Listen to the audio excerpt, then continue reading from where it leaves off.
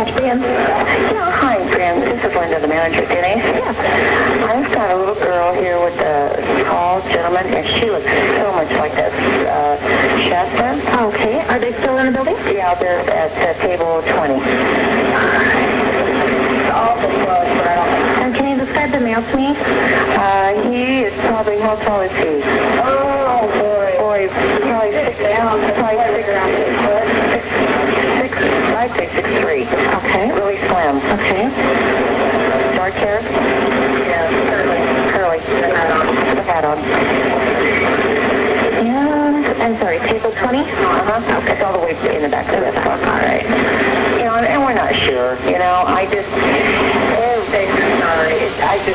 she looks so much like her, and I just... All right.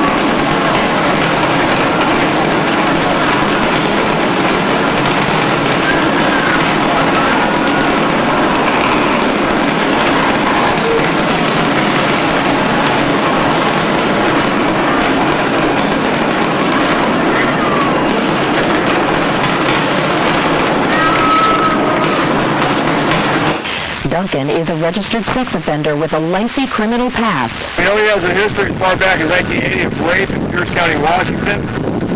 He is a registered sex offender in Minnesota. One of his outstanding warrants is failure to register as a sex offender in Washington. In 1980, Joseph Duncan was sentenced to 20 years in prison for abducting and raping a 14-year-old boy. In 2000, only a week after being released, he moved to Fargo, North Dakota, where he enrolled at North Dakota State University. In his resume posted on the school's website, Duncan says he expected to graduate in May of this year. But just 2 months shy of his expected graduation, more trouble. In March, Duncan was arrested again, this time charged with molesting a child outside a school in Minnesota. Police say he posted $15,000 bail in April, and soon after that, authorities lost contact with him. That is, until a group of observant Denny's patrons and employees in Coeur d'Alene, Idaho recognized a missing little girl and helped lead police to Duncan. When they asked the gentleman if they could talk to him for a minute, they took him away, and the first officer on the scene sat down with Shasta. I proceeded to continue working. I bought another table of their food. And about the time I got the last plate off of the tray, he grabbed my arm and said, "Stay with her." And I went and kneeled down by her side of the booth and said, "Hi, sweetie, how are you?" And she didn't say anything. I said, "Honey, what's your name?" And she said, "Shasta Groney," and started crying. And I couldn't help myself. I picked her straight up and just held her.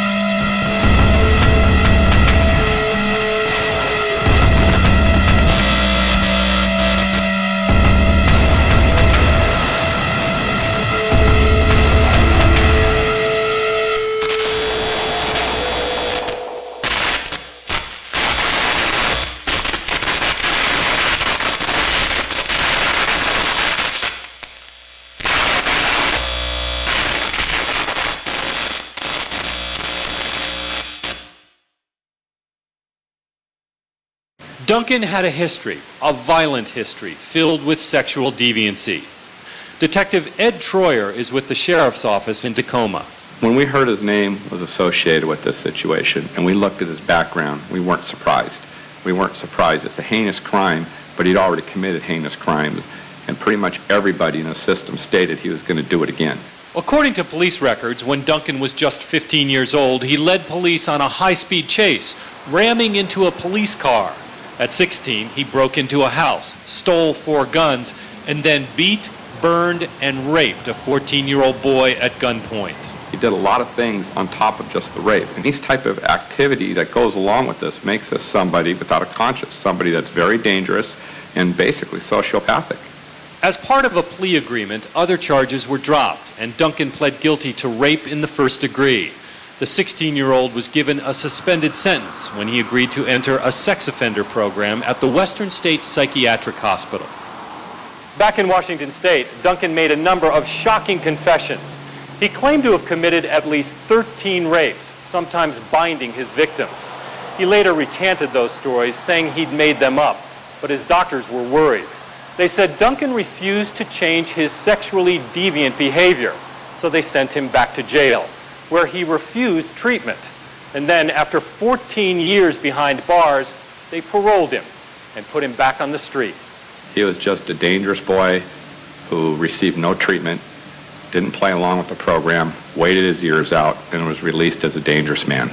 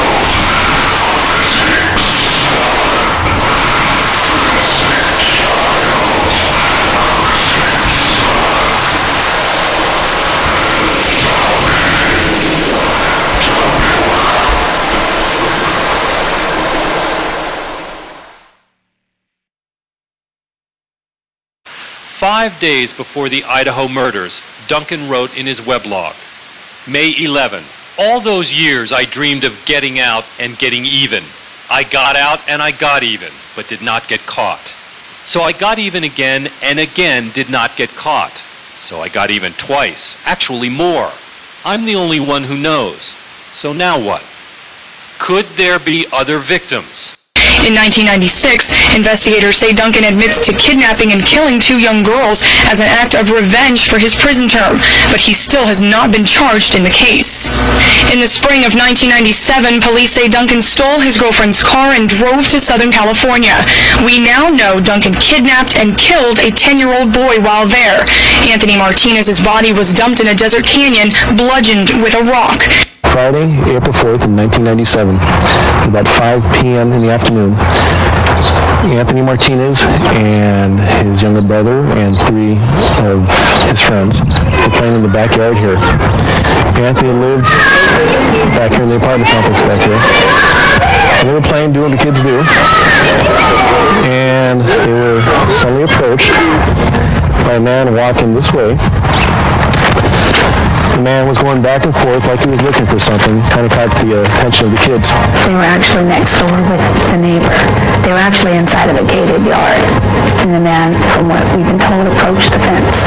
The man got to about right here and waved the children over. All 5 kids came over, and the man proceeded to pull a picture out of his pocket, and the picture was of a cat. He tells the kids that he's looking for his cat, he's lost him, the cat's around here, and then offers them $1 to help look for the cat. About that time, one of the kids, young, very sharp gal, didn't feel too good about what was happening, felt very uneasy about this stranger who had approached him, and she had reached over and grabbed a younger child, I believe it was her younger brother, and made the kid go inside. And both kids go back inside. Anthony's younger brother, and the 3rd child stayed out here playing, and agreed to help look for this guy's cat. Both of my sons and a friend that we had over came out from the neighbor's house into the alley. The kids come out the fence right here, and the man stays about right here in this area here. The kids go down the alleyway here and spend about the next 5 minutes in the bushes, behind the dumpsters, looking for this cat. Looked around a little bit. The man promised him money. Of course, they didn't find any cat, and they come on back and approach this man asking for their money. They feel pretty good that they've earned their money. I'm not sure exactly what happened as far as, but I know that they said that he got kind of nervous about, because the time was stretching out, and just panicked because there was going to be people coming around and just grab for him and goes for Anthony's younger brother, reaches for him.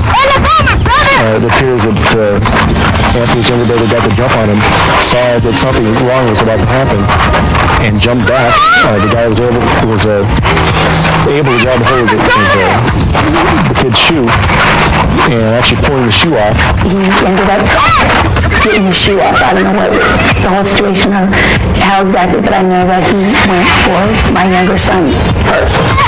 He burns and gets away. The other child over here runs off. Anthony, probably thinking, knowing something was wrong, steps in to either protect his brother or the other child, and in the process gets caught by the man who basically grabs him and sticks a knife to Anthony. It must have been right at the moment that he grabbed Tony, because we heard someone yelling, and the yelling was coming closer, even though we couldn't make out what they were saying. Throws him in the backseat of his car and drives off. They just turn right here and turn left on Chestnut, and that was the last that Anthony was seeing.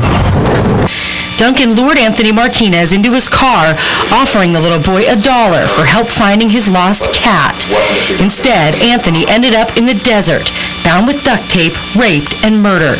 By Duncan's own account, Anthony was the 3rd child he had killed.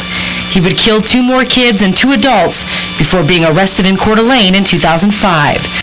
His last entry suggests he might have committed other crimes. May 13. I am working on an encrypted journal that is hundreds of times more frank than this blog could ever be. I figure in 30 years, the world will know who I really was and what I really did.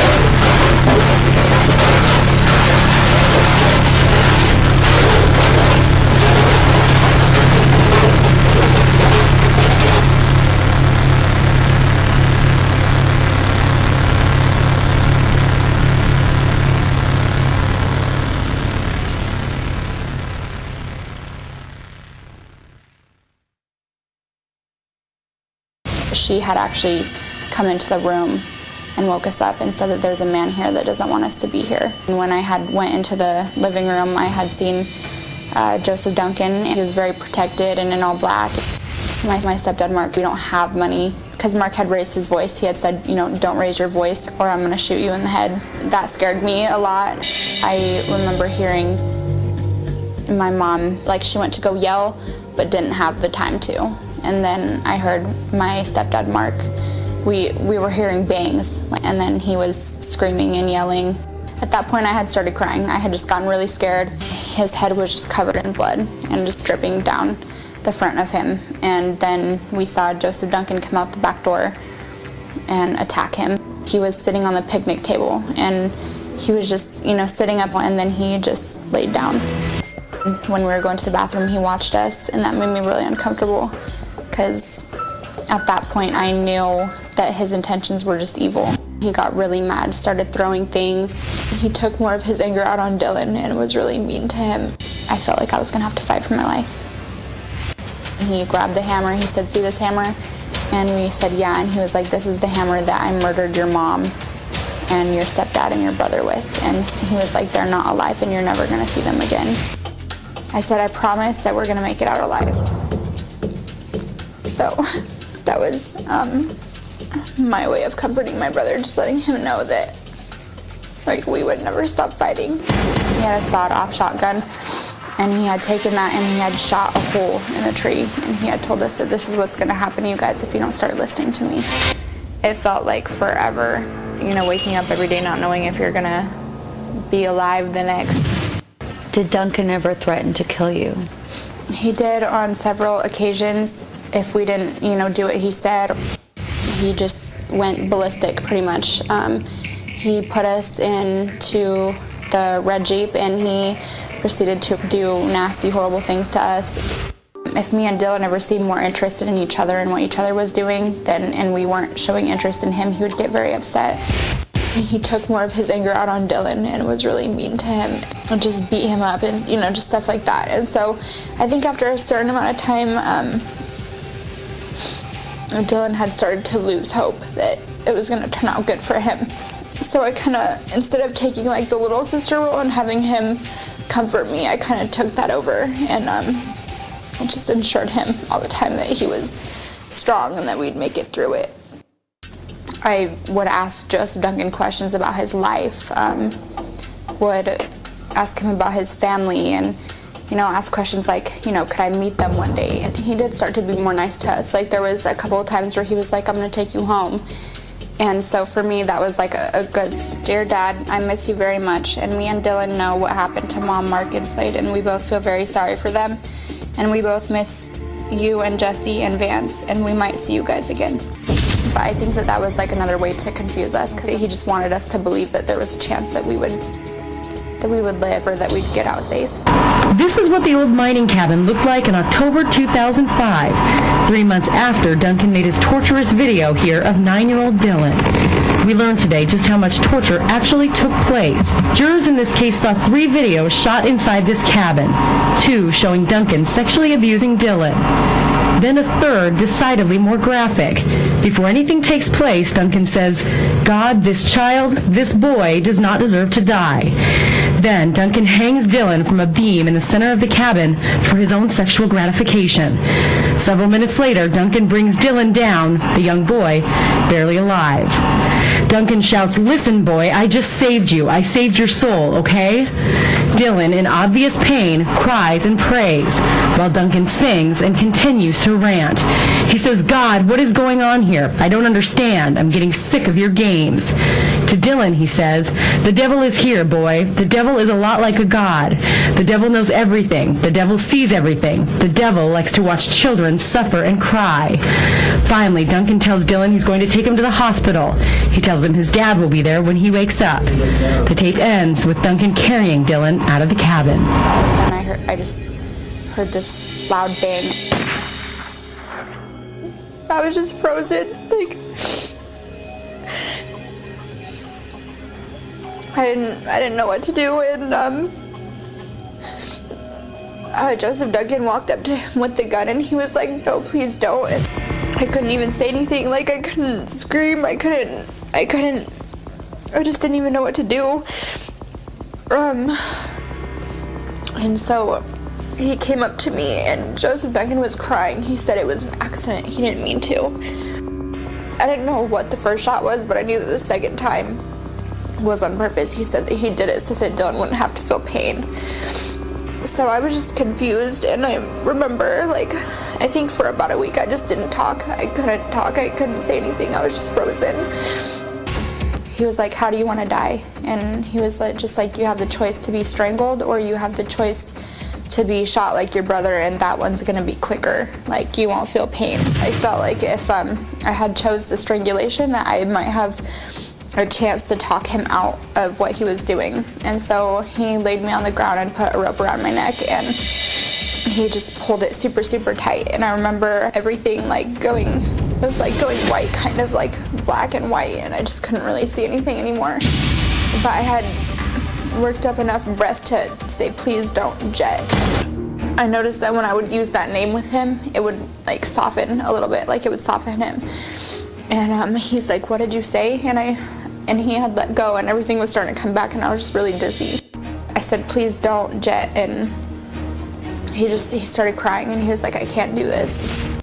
He had said that he wanted to take me home. He's like, I want to take you to meet my mom. Would you meet her? And I had said, yes, I'll meet your mom. He drove past my school, like my elementary school that I went to. He drove past one of my best friend's houses, and just I remember thinking like, okay, I can jump out right now and just go knock on her door and, you know, just beg her to help me. As you were driving into Coeur d'Alene, did you see the first missing billboard? Yeah, I remember seeing it, and I remember feeling sad because I had my brother's face on it and he wasn't with me anymore. I remember like thinking about how my family was, you know, probably looking for us. I was scared. I remember thinking that Joseph Duncan, he's so smart, and I was like, so even if they know that I'm with him, that maybe he will have an excuse and they'll just leave and they won't think that anything was wrong. You know, that's just my 8-year-old mind thinking. The cop had asked me what my name was, and I had looked at Joseph Duncan, and he said, you can tell him. So Joseph Duncan actually told me, you can tell him. And so I had, you know, said Shasta, and that's when he had, you know, told Joseph Duncan to stand up. And so it was just, after that happened, it was just almost like a sigh of relief. Police take Duncan outside.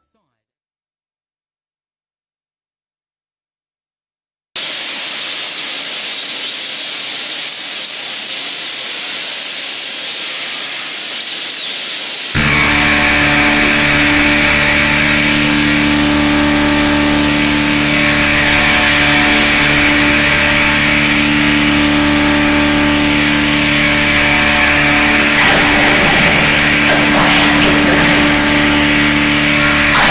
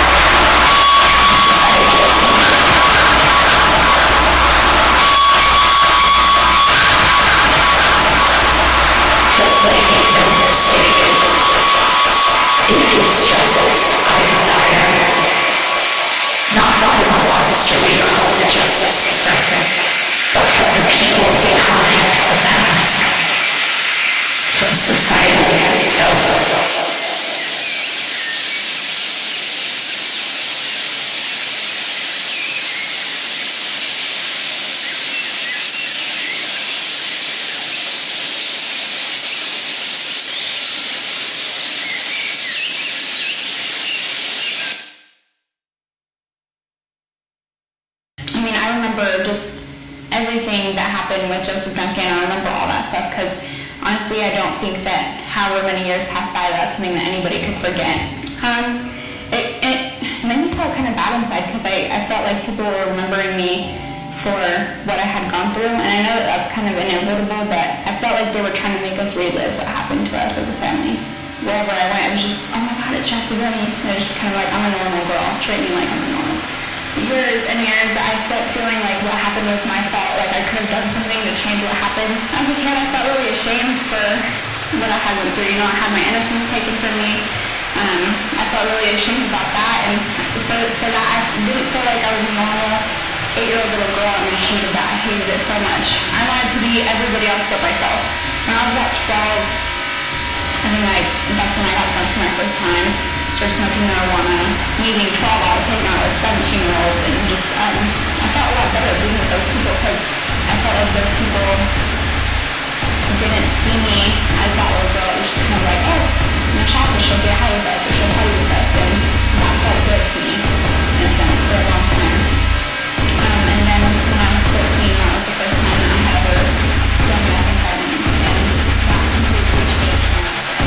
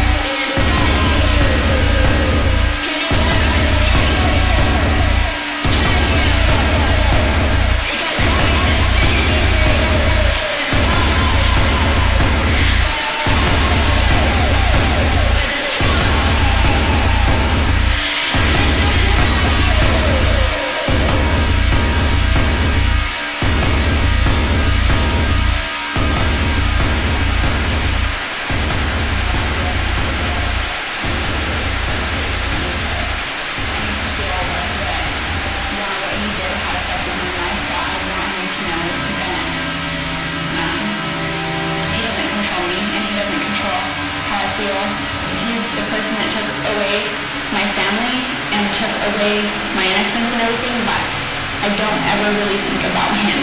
It's just always my family, and I want him to know that he doesn't have any power right now because he's the one sitting in prison while I'm not living my life, and he's the one that has to live with the decisions that he's made while I'm out here making good decisions, and I don't have regrets with my life. For the longest time, whenever I thought about my mom, I would think about what happened, that night of May 16th, and it was causing me a lot more pain than I had already felt. Well, as a kid, I started having thoughts where, me having been raped and stuff, I couldn't understand, why a guy would want to do that to a little boy and a little girl and a family. And so, some thoughts came in my head of, maybe that's all I'll ever be good for.